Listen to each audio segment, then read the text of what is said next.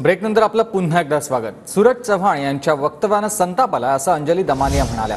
सूरज चव्हाणांनी 24 तासात माफी मागावी अशी मागणी देखील दमानिया यांची आहे। डायलॉग खिशात ठेवा, मी सिद्धांतावर काम करते, माझे मोबाईल कधीही तपासा, अजित पवारांचे फोन तपासणार का असा सवाल दमानिया यांनी केलाय। अंजली दमानिया रिचार्जवर चालणारी बाई आहे अशी टीका सूरज चव्हाण यांनी दमानियांवर केलेली होती आणि त्यावरच आता दमानियांकडून हे उत्तर। अंजली दमानिया सध्या आमच्यासोबत आहे। ताई, सूरज चव्हाण यांनी तुमच्यावर अनेक आरोप केले आहेत।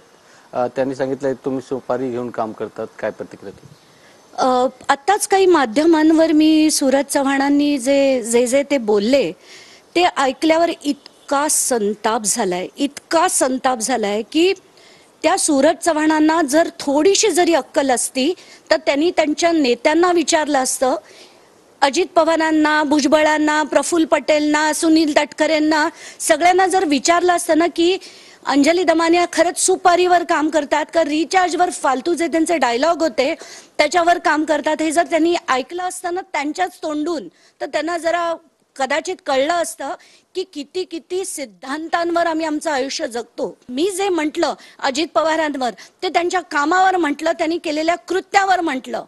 पर्सनल असले वाटेल ते अलिगेशन्स ह्याच्या पुढे मी खपवून घेणार नाही। सूरज चव्हाणांनी त्याच्यावर माफी मागावी, अजित पवारांनी त्याच्यावर स्टेटमेंट द्यावं, दिलं नाही तर मला पुढची कारवाई काय करायची ती मी बघणार।